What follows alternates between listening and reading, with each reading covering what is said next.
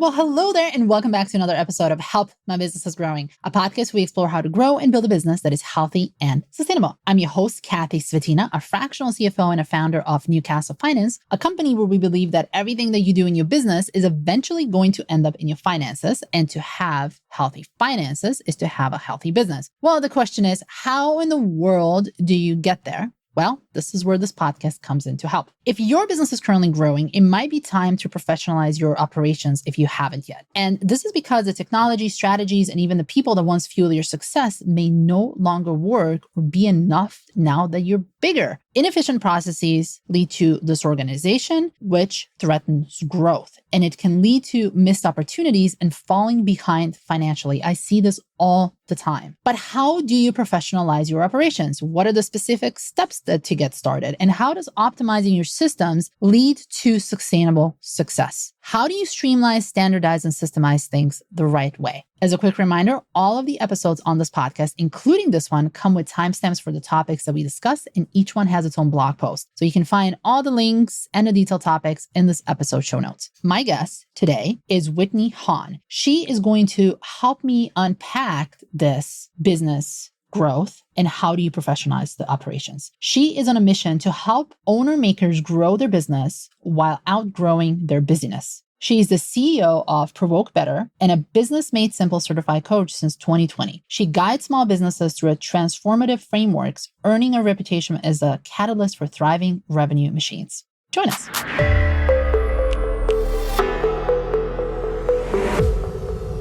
Welcome to the podcast. Thank you so much, Kathy. It's a pleasure to be here. Yeah, it's a pleasure to have you here. And we're going to be talking about how to professionalize your business operations because, growth isn't just a goal, it's also a journey. And for a business that's navigating from being a very small business to now being a bigger business and that it's more mature, there's this crucial transition phase that can make or break it.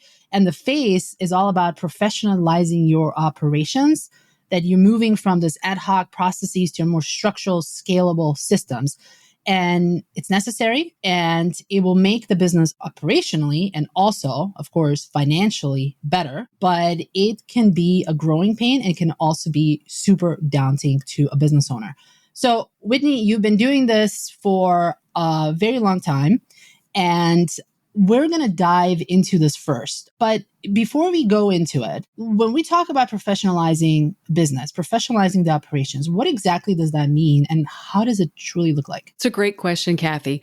The thing that I like to remind people of, and maybe many of the small business owners that you work with will resonate with this, is that sometimes, in fact, often, the thing that makes you a masterful maker, it makes you an excellent accounting professional, it makes you an excellent coder, it makes you an excellent pie baker, does not necessarily translate into being an outstanding owner. So for many of the owner operators, or the maker owners, as I like to call them, they get overly busy scrambling to figure out the entrepreneurial aspects of running their business. And they get further and further away from making the thing or being the masterful craftsperson that they loved being in the first place. The reason they got into business in the first place, the gap gets wider and wider. And that's where that overwhelm comes from. We sometimes fool ourselves into thinking, well, I'm good at this thing. I'll be good at running a business where I get to do more of that thing. And it can be a really hard reality check when they're like, oh, wait, I also have to worry about finances, HR, insurance, hiring, firing, training, marketing, sales. I don't have any time. And it's so common. I was talking with a real estate professional just the other day, for example. He is a young professional. He's about 30 years old, worked for other companies for a period of time, and then said, I want to go run my own real estate company. He's now not even a year into it, and he's feeling the overwhelm. So I said, look, take a deep breath. If you could get back to the thing that you loved doing, what would that be? And what he said, Kathy, just about broke my heart. He said, right now, Whitney, I don't love any of it. Oh, that's so sad. That's a really common story. And it doesn't have to be that way. Once you're able to start to professionalize and optimize your business, you can make huge changes towards escaping that busyness trap and having more time to do the parts of the business that you love. Yeah, I definitely feel that on my own too, because when I left the corporate world, I was in the finance space in the corporate world for 15 years. And when I started the business, of course, I know finances. I've been doing finances for a long, long time. But running a business is not just about doing what you're good at. It's, doing sales, it's doing marketing, it's doing the operations. And my culture shock was doing sales and marketing because I've never really had to do that. Obviously, every time you go to an interview, you sell yourself, but it's a very different way when you're actually running a business. So if someone is listening to this and say, well, I understand this, I need to put people in place, what are one of the common mistakes that you see people making when they're starting to put that structure in and starting to professionalize their operations? Because there's a lot of things that can go wrong. There are so many things that can go wrong. I think the first place to start is to identify what it is as a business provider, a service or a product provider that makes you unique. Identifying your niche. I mean, there's no reason to talk about how do I get people trained and hired and so forth. If there are no sales, there's no reason to professionalize the rest of the operation. You have to get cash flow going. That's like the fuel in the engine of the airplane that hangs over my shoulder. If we don't have fuel in the tank, we're not going very far. So getting your sales going is step number one. And that starts with identifying your niche. What's the problem that you solve and who do you solve it for? If you can answer those two questions, you've somewhat created a bullseye that creates the target audience. What's the problem you solve, and who do you solve it for? And then think, well, how do I get in front of those people more often, be more visible, be more credible, so that they see what I do, fall in love with me, and come hand me money? I mean, that's what it's all about, right? At its simplest. Obviously, I'm oversimplifying it here, but sometimes we overcomplicate it. And so my job is to help correct and bring it back to something simple. And if someone is struggling with, it's funny because I'm in a lot of marketing and sales circles as well for my business. And because I want to be fairly good educated so that I can help my clients. Obviously, I don't help them with that, but I need to know what are the issues so that I can get the right people in place. And this whole finding the right people and knowing what you offer to them sounds so simplistic, and it absolutely makes sense, obviously. But I feel like it's almost 80% of the struggles of the businesses have is because if they don't have that really nailed down, then it's going to come up with lower sales. Obviously, cash flow is going to be a problem and all the other issues that it has. So going back to this, you need to know who you are offering the products or the services to and where to find them. Let's figure out first, how do you, if you're struggling with this, what is the first steps that you can actually do to make this better for your business? Is there a framework that people can work through, a set of questions that they can ask themselves, anything that can help them get to the, goal of getting this nailed down? Yeah, absolutely. There are a lot of great frameworks out there, and I'll share my favorite easy steps for you in just a second. Before I do that, I do want to mention though that sometimes when I'm talking about niche and I'm suggesting to people figure out the problem you solve and who you solve it for, that's your bullseye, they immediately lock up and say, but I need more business than that. If I only go after my target audience, solving my target problem, I'm afraid I won't have enough business. To that I say, where's your favorite place in your hometown to go for a seafood dinner? Like a really good special occasion seafood dinner. And they're like, what? Why are we talking about seafood? Just play along with me. So Kathy, I'll ask you, what's your very favorite place in your hometown to go out for a seafood dinner, like for a special occasion? I don't eat seafood, but I do have a steakhouse that I really, really like. So great, steakhouse. Yeah. All right. Yep. So you have a steakhouse in mind. If I ask you that, you can very quickly come up with that special occasion, in your case, a steakhouse. That's true. Are there other restaurants in your hometown that serve steak? There's probably hundreds of them. Sure.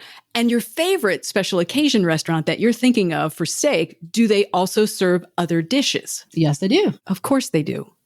This is what I mean when I say a niche. The favorite special occasion restaurant that immediately came to your mind when I asked you that question is known for a specific thing. There's something about their food, their atmosphere, their presentation, their location that made them come to your mind in an instant when there are lots of other restaurants in town that serve steak.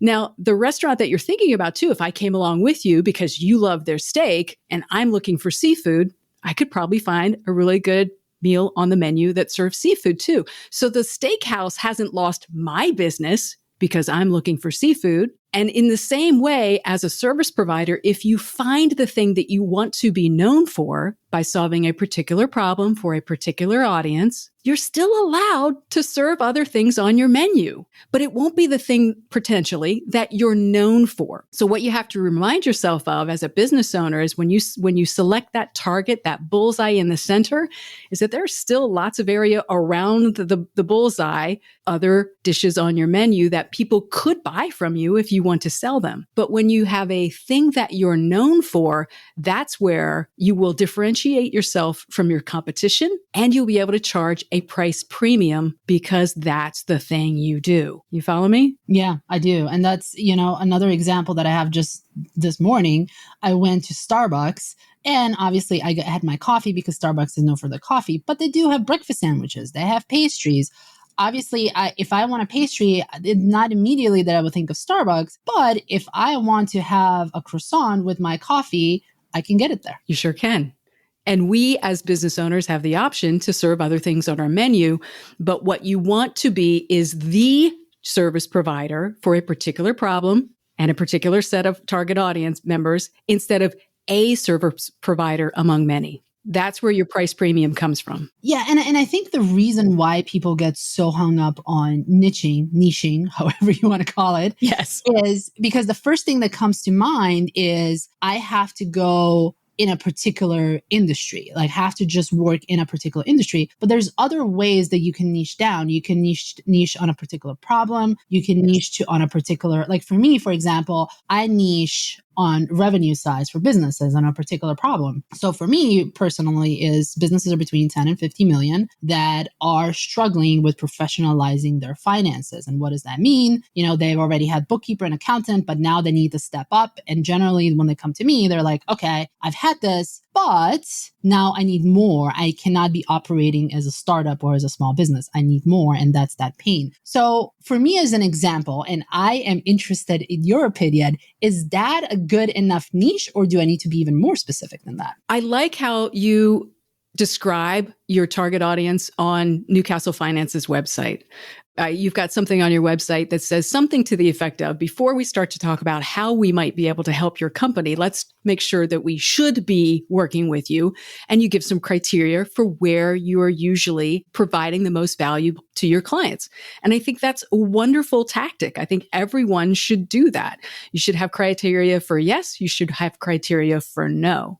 And so the way that you've started it makes absolute sense. Over time, you may narrow down on that even more because you've developed an even better expertise in a particular industry or a particular company size or any number of other parameters that you find as a theme. So as we talk about the exercise that you might go through, now that I've dispelled the myth of, but wait, I can only sell steak. No, you can sell other things, but let's make sure that you're known for at least one thing, right? Now that we've dispelled that myth, let's talk about the process. What I like to encourage people to do is to look at the business that they've done over the last 2 years, let's say. Now, if you're brand new, you may not have that longevity, but look at what you've got. Let's say you've been in business at least 2 years. Take a look at the client list over the last 2 years. Make yourself a little spreadsheet. I love a spreadsheet because it's great to organize, even though we're not doing mathematics in it. And make notes on the size of the client, the industry they came in, the problem that you helped them solve, the budget that they spent to solve that problem. Maybe you're making notes on who you were speaking with. Was it senior level management, frontline people? How long was the engagement? You're trying to look at markers of that engagement and do that for several clients. What should become apparent pretty quickly are some patterns within your client base over the last 2 years. And until you do that exercise, those patterns may not become self-evident. You may not realize, oh my gosh, I've actually got a bit of a specialty with tech companies. Or I realize I don't do great work when I don't have access to senior level management, just as an example. So now you're starting to find those patterns and you realize this is good for a yes. This is probably an indicator of a no. You've narrowed down what your target audience is. And be sure, this is critical, be sure to include something about the problem that you're helping them solve, because buyers start their search in response to a problem they're experiencing. So if you aren't identifying and articulating a problem you solve in the same way that your potential buyers are identifying and articulating a problem they have, you're always going to miss each other in the dark. So you have to make sure you understand that problem. And the other thing that's interesting too is that the initial problem that people or buyers might come to you for, it might be just a surface problem, but there is a deeper problem behind that, or a completely different problem. And that is why you as an expert, essentially, you have to recognize, okay, these are the surface problems, but there's a deeper problem happening there. And I see this all the time, especially in the service providers, because buyers are, not that we're not educated, obviously we are, but we do not know enough about that particular field to really understand, like, what is it truly causing this particular problem. And I see that too. Like, I've hired people in marketing and sales, and the stuff that it came up as, I need a person for this, it turned out to be a completely different issue that we had to fix. So you have to be aware of what is that superficial problem, not just the true deep problem that people might not connect with because they don't know it. You are absolutely correct. In a restaurant metaphor, on the surface, it would be easy to say, well, people are coming to my restaurant because they're hungry. Sure. But why your restaurant instead of a fast food chain? Because they're hungry and they want to impress their date. And they want to make sure that they could get gluten-free if that's how they need to eat, whatever it is. So when we're talking about marketing and identifying the problem, we often look at an external problem, an internal problem, and a philosophical problem. There are really three parameters to it. And the external problem, I like to describe as the problem or the symptom your buyer is willing to admit they have. It may not be the underlying issue. So I may come to a service provider in the medical field, for example, because I want to lose a few pounds. That's the problem I'm willing to admit that I have. Upon doing further diagnostics and testing, they may realize I'm actually a diabetic. I have terrible eating habits. I'm snacking on Ho-Hos, just freebasing them all day. and they want to talk to me about that, but they have to meet me on the surface. And they say, so their advertising may say, do you have a problem eating Ho-Hos all day long? Well, maybe they'll get me, but probably they won't. Instead, they'll advertise around, do you need to lose a few pounds? So those are examples of how it can show up.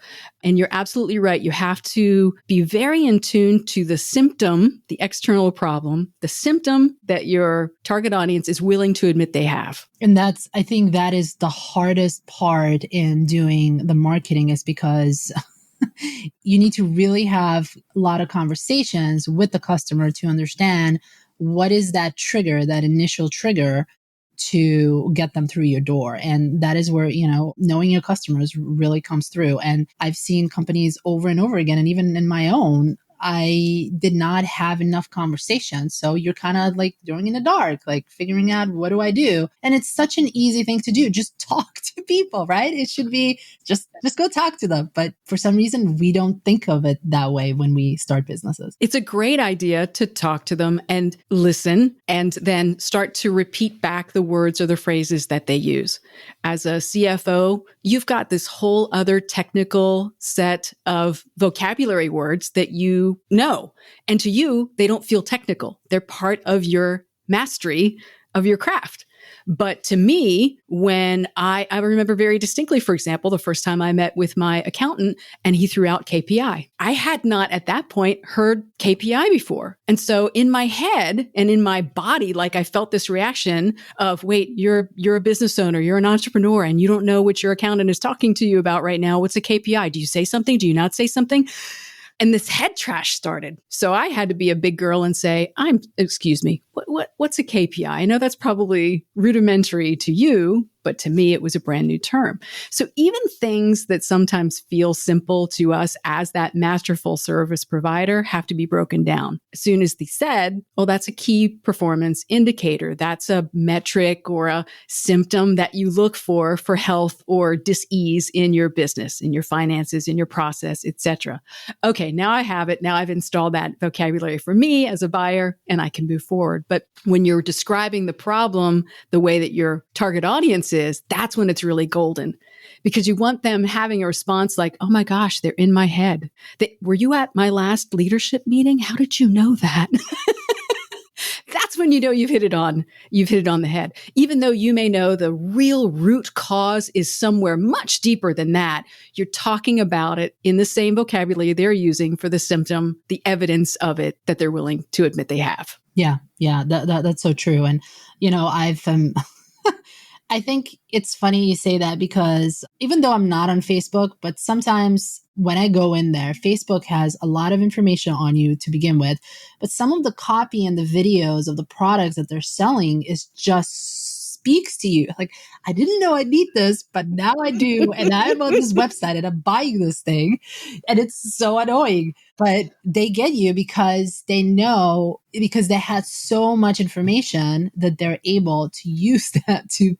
It's also, obviously, we have to do it in an ethical way so that we're not leading people down the wrong path. But if you really, truly understand your customers and what they want, it's so much easier for the business to make money. That's my point there, Facebook. Yeah, agreed. It's a little scary sometimes what they know about me. And it's not just Facebook. A lot of the social media channels and big data has made that easier. And I have to remind myself, I was the one who told all of that to them through what I shared publicly, through my behaviors online, etc. So as business providers, our opportunity is to listen and observe and try to let our target audience feel seen and heard just as specifically as we might feel seen and heard on social media when we get served the ad for that thing we didn't know we couldn't live without until just that moment. Exactly. Facebook rabbit holes on the side. Let's go back into this professionalizing your operations, because we went down the marketing and sales because that is such an important part of when the business grows, so that you have that fuel of cash constantly coming through that you can grow. But when you have that really dialed down, hopefully you're going to get yourself into a place where, the pipeline is constantly flowing. And now you are faced with this reality of, okay, I have the pipeline, business is growing, but now I have to start professionalizing the operations, because as the business grows, you're going to need more people, more layers. So let's talk about this. Like, where do you even start? Because I see so many of people they become in their own way. Because again, as we've talked about at the beginning, they started the business as thinking, oh, I love doing this. It's just going to be me or maybe two people. But then all of a sudden you have a team of 20 people. And I'm like, oh my God, what do I do with this?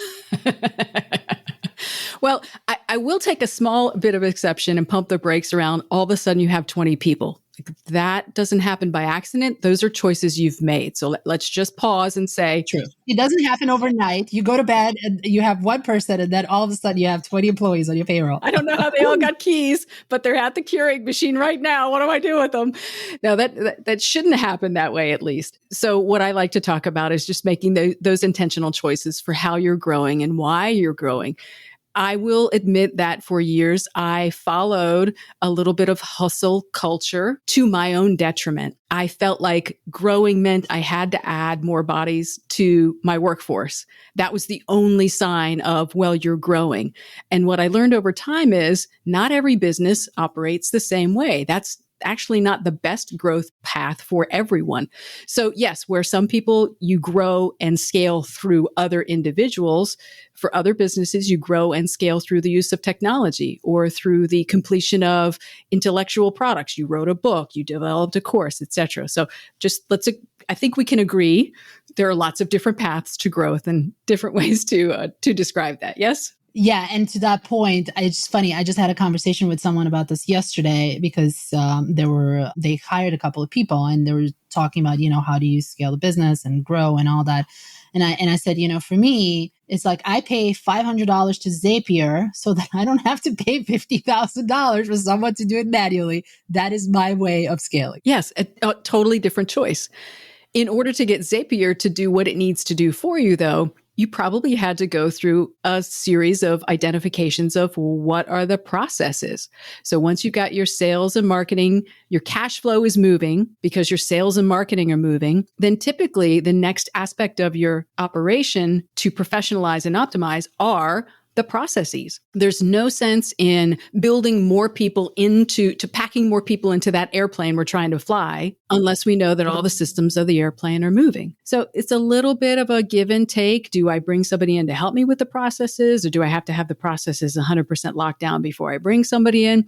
There's no perfect answer there, except to say, don't bring someone in thinking that just another body will fix a lack of process, will fix a lack of direction, will fix a lack of sales or marketing or your identification of your niche and an understanding of the problem you solve and who you solve it for. You as the business leader, that's your vision to drive. So if you can't articulate what you want, it kind of doesn't matter who you bring in. They won't be able to fix it for you. They'll just make the problem times 2 people, times 3 people, times 4 people, right? You'll just see it grow, and they'll continue to make the same mistakes that you're making. And the other thing on there too, that's a good point, is it becomes so frustrating to you as an owner to see that I'm bringing all these people in, but they're still not doing the type of job that I need them to do, or I thought that they're going to be doing. And it's not fixing the problem, because the problem is what the problem is. First, you have to identify the true problem, not the surface level problem. But generally what I've seen, and especially in the businesses I work with, is that there are no systems, there are no processes. And now you throw in this person that they're like, okay, I'm here.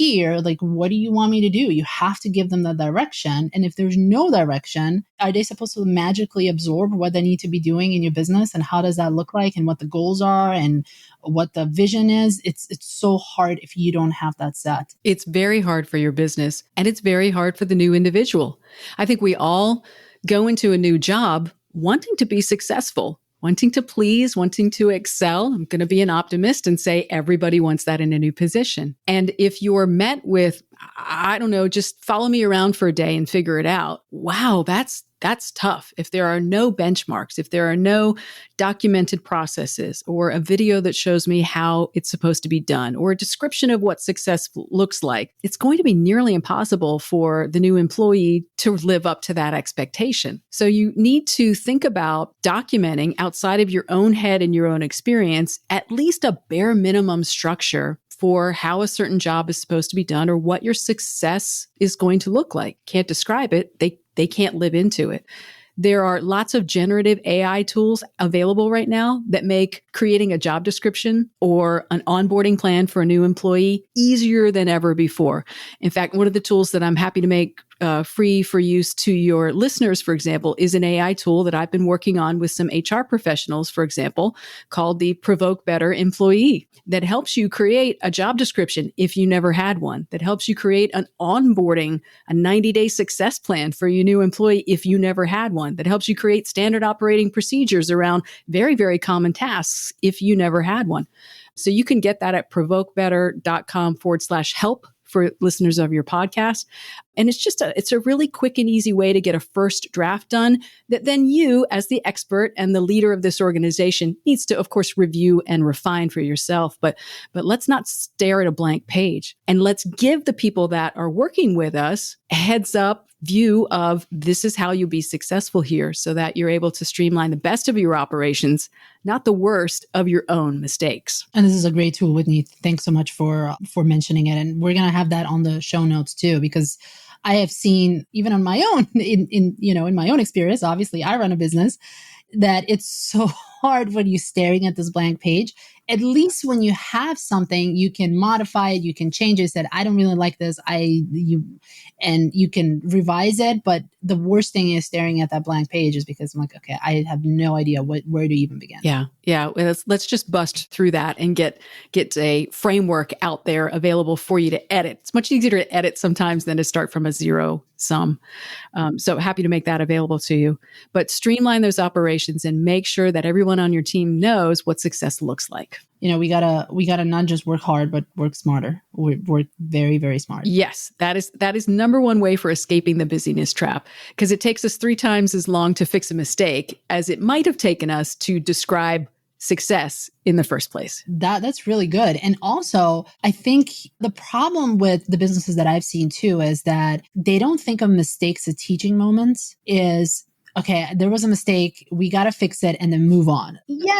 Yes, but I'm a proponent of, if there's a mistake, we fix it, we pause, we do a postmortem, figure out what went wrong, and then fix that as well. Because if you're surface fixing it and throwing maybe another body in there because, hey, this is happening, we need someone to oversee it so that it doesn't keep happening all the time. Maybe the issue is because maybe it's a technology issue. Maybe the person that made a mistake needs to be better trained, or whatever it might be. If it keeps happening, we have to have an analysis of why is it happening and fix that versus trying to, surface fix it. Absolutely right. And I think your examples are right on. Sometimes it is a technology problem. Oh, I thought Zapier was connected and somehow it got disconnected, and that's why that process didn't work. Oftentimes it's a training problem. And sometimes we have to look at ourselves and say, have I described what right looks like? Did I document that process? Wasn't that the person wasn't trained, it's that I never told them that wasn't the thing I didn't want them to do in the first place. We kind of run around that tree a little bit. So you're absolutely right. I like to say, anytime I'm doing that postmortem, it's not about blame. It's about progress. Let's make new mistakes, right? Nobody's got time to go back and make the same mistakes over. Let's at least make some new mistakes. How's everybody feel about that? Let's make some new ones. So not about blame, it's about project. Put some variety in there. Yeah, right. Surprise me with something new this week, won't you? Let's make a new one. But I think destigmatizing the mistake is an important part of a safe company culture as well, because that's just a sign of growth. If I never make mistakes, that might mean I'm playing it a little too safe, and safe doesn't lead to growth. So I think there's a healthy balance there. Exactly. So Whitney, we've talked about this in general terms. And what I also like to do on this podcast is I like to go into specific. And the best way, I think, it's going through a story. Do you have a company that you help them professionalize their operations? Like when they came to you, they struggled with this particular thing, and then you uncovered and said, hey, this is not the right thing that you're really struggling with. It's these other things. And how did you fix them, essentially? Do you have any stories that you can share with us? Yeah, absolutely. Let me use an example from a creative services firm that I've been working with in Virginia. Working with them off and on for about 3 years now. We'll work through a particular milestone, and then they'll implement on their own, take a break, and then we'll come and identify a new mountain for them to climb. When we first started working together, they felt that they were struggling with marketing messaging. They weren't getting great right fit clients. They hadn't not yet identified their niche. They hadn't yet identified their no list. And so they were just kind of taking whatever work came along. Very common for new businesses in particular to be doing that. Whatever pays the bills, I'll go do that. The problem, as we've discussed already today, Kathy, is of course that doesn't make you known for one thing, and it means you can't charge a price premium. It also means, and we haven't talked so much about this, that your processes are kind of all over the place because your products and delivery are all over the place. So you don't really get good at anything. What they thought was, this is about marketing messaging. So I met them where they were. That was the symptom that they were willing to admit to. And so I had them go through the exercise that I described a little bit earlier. Look at your list over the last 2 years. Let's see if we can find any patterns and commonalities between client work that you did really well that was also very profitable for you. Jumped right out. One of the things that I was able to point out to them is that in this creative services firm, they had over the last year, I think it was 28 clients that they'd worked with. And I added up what the total revenue was for each one of those projects on an annual basis. And I drew a line across the top 10. And I said, do you realize that your top 10 clients out of these 28 accounted for 50% of your revenue? They hadn't done that analysis yet. I said, okay, so what if we could just clone those top 10 clients and replace everybody else on the list? And they're like, that would be cool. Great. What do those top 10 clients have in common? They're in this industry and we solve this problem. Not all 10, but the majority. They're in this industry, we solve this problem. Great. How do we tune marketing messaging to clone those clients, to attract more of those clients because they now know we're really good at this. We can solve this problem for clients like you. Because the best way to prove to someone that you can solve a problem is to show them that you already have. Yeah. Bing, light bulb moment. So now we start to build marketing messaging for this target audience having this particular problem, and the wheels of the engine start moving forward. So then they say, how do we do a lead generator for that? Talked about brainstorm some ideas for a lead generator, a way to collect email addresses and build their email list and have a way to nurture these relationships. Engine starts moving a little bit faster. Great. Now we've got people interested. Look over the shoulder. What's the next stage? Oh, they're interested in talking with us, but now our sales process rises to the top as an issue. We don't have a great sales process. We are in a vendor position, an order taker, hands-on keyboard type thing, and we want them to see us as an expert advisor instead for the creative services that we provide. That's how we get our best work done. Great. So now we're talking about the sales process. How do you elevate yourself out of that vendor position to that expert practitioner? How do you give proposals that allow the prospect a choice of yeses instead of just one size fits all, take it or leave it? How do you get them to see a better solution than the one that they came in the door thinking that they needed? How could you make your solution more robust, more durable, longer lasting? Touch on more viewpoints, right? So then we move through the sales process. Great. Now the sales process is moving. We have new clients. I bet you know where this is going. What's the next hurdle? The next hurdle is the operations. How do you service them? Bingo. You get a gold star. So now we look at service. Let's optimize the service line. One of the things this creative services firm had never done is document the process of how we get our work done, from the client signs the contract all the way through their development of the creative concept, the creative work, revisions, reviews. It's delivered. We're asking for a testimonial or review at the end of it, and we're setting up the next engagement. They'd never documented that process. And the result of that was every time they did it, it was a little bit different. Some parts were good, different. A lot of parts were bad, different. They hadn't standardized it. So we visualized it all, we standardized it all, and guess what they found? They were doing better work faster, which opened up more capacity for them to take right fit clients, and they didn't need to add a single new member to their team to do that. So now their profitability has gone up, their stress levels have gone down, and they didn't have to just wake up and find 20 people at the Keurig machine. They're doing all of this with 5 people on their creative services team, for example. So now the cash flow is there. Operations are there. Now they've got better money in the bank. What do they optimize next? What they optimize next is how they're using that money. So they set up a business savings account, for example. Instead of just running paycheck, payroll to payroll, rent payment to rent payment, they can do all that. And they're siphoning off a certain percentage every month to put into a business savings account. So if there's a rainy day, if there's a global pandemic that shuts them down for a few months, right? They're not freaking out. They've got some contingency money that they can turn to and make more measured decisions with. So these are just some of the ways that we've optimized the major components of their business, and we're continuing to work with them to do that. They're tinkering with responsibilities on their team. They're thinking about the next service area that they want to open up. What's a new product line? How can we validate that before we spend a lot of money actually trying to put it out in the marketplace, all of those things. So over time, they've grown.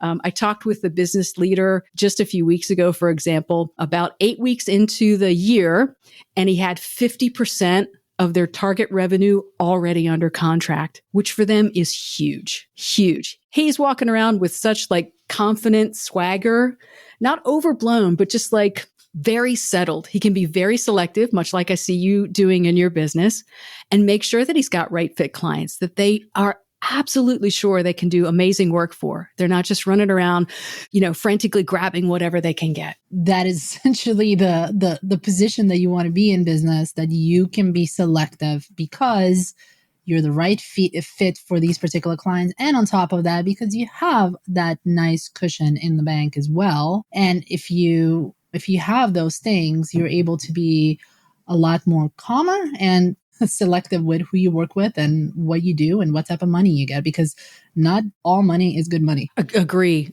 And that is how you escape the busyness trap. You get to a point where you're more selective and you're able to do better work for the clients that you do accept, because you have a great process, because you know they're a great fit, because you understand their industry, because you understand their problem, because you're working with the right people in your team and on their team. It just makes everything so much more harmonious when you're able to optimize, systematically optimize the way that you do things in a way that I've just described that this firm has been so successful in doing. Yeah. And it's also better, not just for the firm, but also for the client as well, because now they have this great customer experience versus working with someone that is just, their heads are spinning and have no idea what they're doing on a day-to-day basis because the operations are up in arms and sales is not. As you can tell, I'm a huge fan of having the processes and having the systems and standardizing things as much as possible. Even if you do things are custom, like for example, in my business, I do a lot of things that are custom, but the way how I deliver things is very standardized because that way it's a better experience for the client. And it's also makes me more a better provider, Absolutely. You've standardized your systems, your processes, your frameworks, but you're applying them individually to each one of the special circumstances that your clients are seeking. And because you're selective with your client base, you know that your systems and standards and processes will be able to be individually applied in a way that makes sense. You're not saying, oh, well, I'm always a steakhouse, but you want a hot dog? I could probably make a hot dog, right? we don't expect that of restaurants. Why do we expect that of our service providers? Or when we are the service provider, why do we allow that to happen? No is an acceptable answer. That's not our thing. That's not what we're known for. That is part of the vocabulary. I think, particularly if you're in a business development role, you need to incorporate no, thank you into your vocabulary, or you have no standards at all. Yep, exactly. So, Whitney, this has been an absolutely fabulous conversation. And, every guest gets this question at the end because it's 38 minutes into this conversation and there's a lot of stuff that we give out to our listeners. If someone is listening to this and they're saying, okay, I understand there's a lot of moving pieces here. Like I need to professionalize my marketing, my sales, my operations, my hair's on fire. Where in the world do I even begin? What would you say to them? We have among the tools on our website, which I'll make free to your podcast listeners, is a business readiness assessment. And it is a short online quiz. It's absolutely free to take that asks you about various aspects of your business and gives you a score so that you know this is the one that is hurting you the most right now. Start here first. Because just knowing where to start is often a very paralyzing question for entrepreneurs. We think, I have to start every place. I don't know where to start. It's all equally important.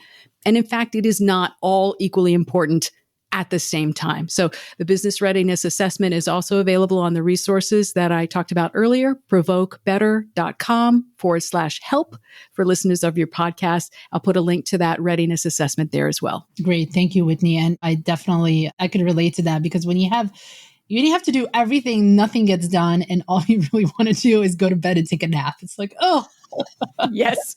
And it's 9:30 in the morning. So that's probably not the best thing to do.